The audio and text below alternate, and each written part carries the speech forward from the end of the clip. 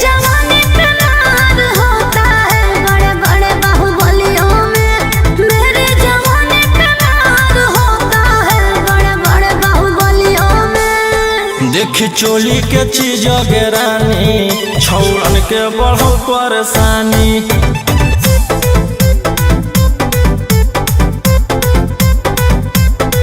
देखी लहंगा के चीज रानी छौड़न के बढ़ो परेशानी।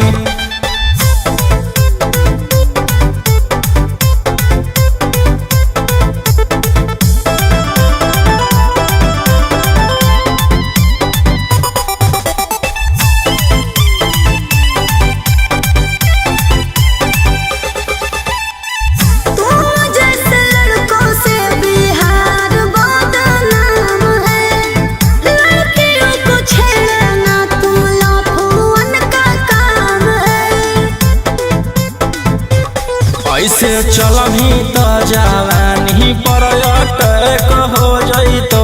लइकन छोड़ छौड़ी बुढ़ावो के हार्ट अटैक हो जइतो। आग का गोला बुझो न पानी। देखी चोली के चीज रानी छौड़न के बढ़ो परेशानी।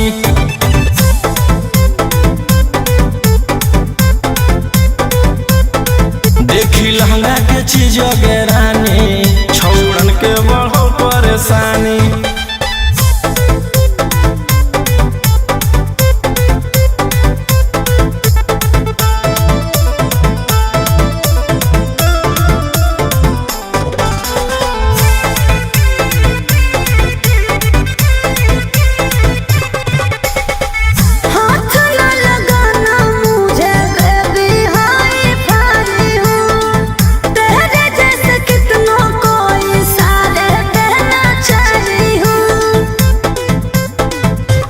रौशन रोहिया के नजर पर जखनी चढ़ जाइमी।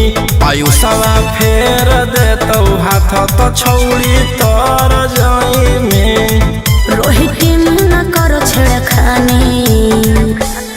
देखी चोली के चीज रानी छौड़न के बढ़ो परेशानी।